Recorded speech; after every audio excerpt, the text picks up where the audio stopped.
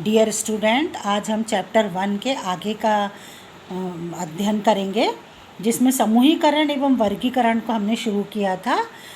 समूहीकरण अरस्तु नामक वैज्ञानिक ने आवास के आधार पर समूहीकृत करने का प्रयास किया, जिससे कि उन्होंने क्या किया, जलीय जीव को अलग किया और स्थलीय जीव को उन्होंने समूह बनाया, अलग बनाया। सन 1686 में जॉन रे ने पौधों के वर्गीकरण में पौधों के बाह्य लक्षण को आधार बनाया। उस आधार पर उन्होंने क्या किया, उसके लक्षणों का बनाकर उस पौधे का एक समूह बनाया। जॉन रे के बाद कैरोलस लीनियस नाम के एक वैज्ञानिक ने दुनिया भर के तमाम पौधों को वर्गीकृत करने का प्रयास किया। लीनियस ने सबसे महत्वपूर्ण काम यह किया कि कुछ विशिष्ट गुणों, जैसे कि फूलों में उन्होंने क्या किया, नर व मादा अंगों की उपस्थिति, चूंकि अंगों की उपस्थिति व संख्या के आधार पर एक सरल वर्गीकरण दिया, जिससे कि हमको उसका अध्ययन करने में सुविधा हुई। इसे हमने क्या बोला, लैंगिक वर्गीकरण। लीनियस ने सजीवों को वर्गीकृत करने के लिए उन्होंने क्या किया, जंतु को अलग और वनस्पतियों को अलग करके उनके हजारों नमूनों को एकत्रित कर उनका तुलनात्मक अध्ययन किया। आपस में जंतु और वनस्पति का लीनियस ने सजीवों को वर्गीकृत किया, चूँकि पौधा भी सजीव में आएगा और जंतु भी सजीव में आएगा। उन्होंने क्या किया, इनके हजारों नमूनों को एकत्रित करके उनका अध्ययन करके तथा एक ऐसा वर्गीकरण विकसित करने में सफल हुआ, जिससे कि प्रत्येक जाति को, चाहे वो जंतु का हो चाहे वो वनस्पति का हो, प्रत्येक जाति को पृथक पृथक वर्गीकृत किया जा सकता था, और जिससे हमें उस जंतु का पर्टिकुलर अध्ययन करने में इस प्रकार से वर्गीकरण करने से हमें सुविधा हुई कि उस पौधे के लक्षण के आधार पर उसे वर्गीकृत किया उन्होंने, और उस जंतु को भी उन्होंने वर्गीकृत किया, पृथक पृथक वर्गीकृत किया। जंतु व वनस्पतियों की शारीरिक विशेषताओं के बारे में लीनियस ने व्यवस्थित रूप से जो ज्ञान हासिल किया था, उसका समूचे जीव विज्ञान पर गहरा असर रहा।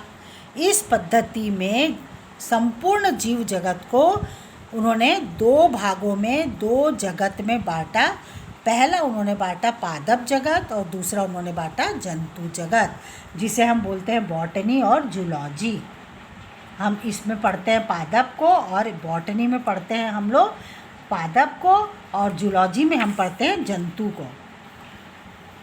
कैरोलस लीनियस नामक वैज्ञानिक ने वर्गीकरण में सबसे पहले पदानुक्रम शब्द का प्रयोग किया। उन्होंने हमें एक शब्द बताया, जो नाम था उस शब्द का पदानुक्रम। वर्गीकरण में उन्होंने इस शब्द का उपयोग किया, कैरोलस लीनियस नामक वैज्ञानिक ने। कैरोलस लीनियस नामक वैज्ञानिक ने ही वर्गीकरण किया, पदानुक्रम शब्द का प्रयोग किया। यह वह प्रक्रिया है। अब पदानुक्रम है क्या? तो पदानुक्रम वह प्रक्रिया है जिसमें जीवों को उनके गुणों और विकास के आधार पर उन्होंने क्या किया, जीव के गुण और जीव का विकास, वो जीव विकास किस आधार पर करता है, उस जीव का गुण कैसा है, इसके आधार पर एक निश्चित श्रृंखला के अंतर्गत विभिन्न समूह में व्यवस्थित किया। इसे हम बोलते हैं पदानुक्रम प्रक्रिया। मैं फिर से आपको बताना चाहूँगी, पदानुक्रम वह प्रक्रिया है जिसमें जीवों को उनके गुणों और विकास के आधार पर, जीवों के गुण, उनके गुण और उनके विकास के, उन्होंने 2 पॉइंट पर फोकस डाला। क्या क्या था? एक तो जीव का गुण और एक तो जीव का विकास।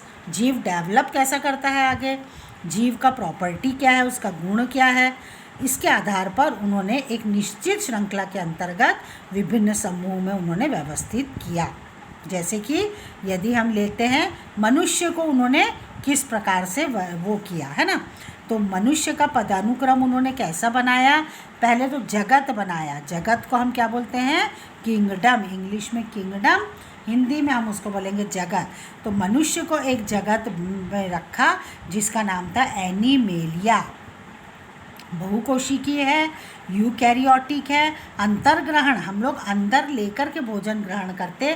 तो इस प्रॉपर्टी के पॉइंट ऑफ व्यू से उन्होंने हमें एक जगत पर्टिकुलर बनाया मनुष्य के लिए, तो उस जगत का नाम उन्होंने एनिमेलिया रखा।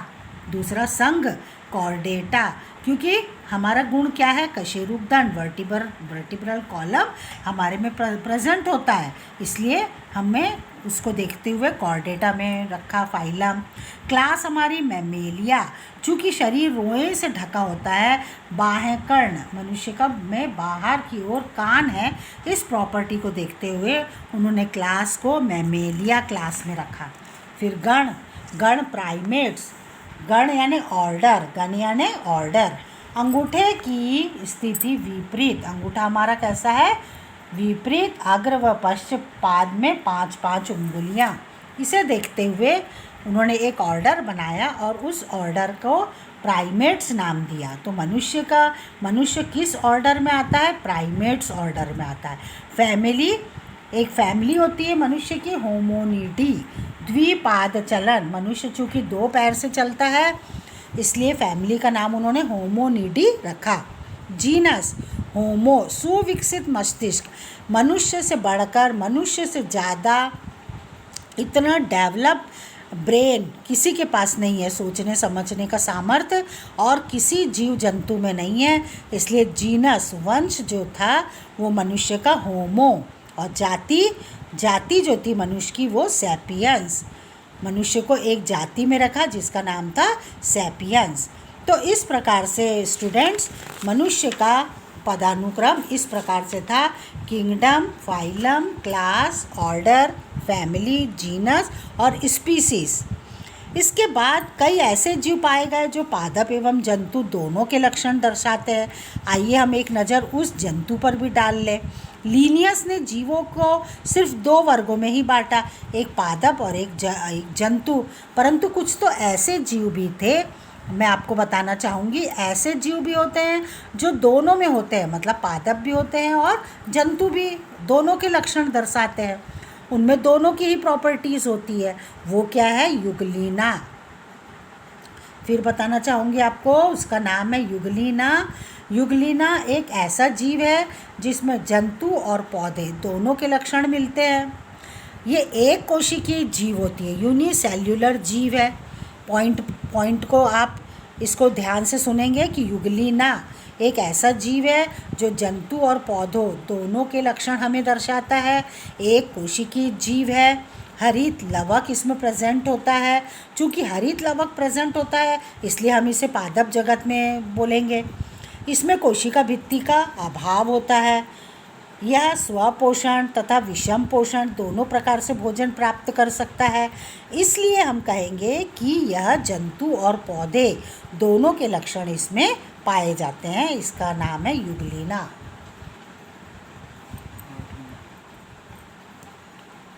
फिर एक वैज्ञानिक हुए वी टेकर नामक वैज्ञानिक ने युगलीना इस प्रकार से, युगलीना का डायग्राम होता है, ये फ्लैजिला कहते हैं इसे। हरित लवक इसके अंदर पाया जाता है, हरित लवक पिक्चर में हमें दिखाई दे रहा है, और युगलीना का शेप इस प्रकार से होता, चूँकि युगलीना जंतु और पादप दोनों में ही दोनों के लक्षण को दर्शाता है। इसमें कोशिका भित्ति का अभाव होता है, न्यूक्लियर। फिर एक वैज्ञानिक हुए जिनका नाम था वी टेकर। इन्होंने क्या किया, 5 जगत की प्रणाली अधिक विकसित प्रतीत होती है पूर्ण पद्धतियों की अपेक्षा वर्गीकरण की। इसमें जीवों की विविधता पर और अधिक बेहतर तरीके से विचार किया गया। स्टूडेंट, इस प्रणाली में संपूर्ण जीव जगत को वी टेकर ने 5 जगत में वर्गीकृत किया। वी टेकर ने 5 जगत में वर्गीकृत किया। पहला उन्होंने नाम लिया जगत मोनेरा, दूसरा उन्होंने बोला जगत प्रोटिस्टा, तीसरा उन्होंने लिया फंजाई, चौथा उन्होंने लिया प्लांटी और 5वां उन्होंने लिया एनिमेलिया। इस तरह से उन्होंने 5 जगत में वी टेकर ने वर्गीकृत किया। पहला है मोनेरा, दूसरा प्रोटिस्टा, तीसरा फंजाई, चौथा प्लांटी और पांचवा एनिमेलिया। हम अगली क्लास में इनका विस्तार से विवरण करेंगे। मोनेरा क्या है, प्रोटिस्टा क्या है, फंजाई क्या है, प्लांटी क्या है और एनिमेलिया क्या है।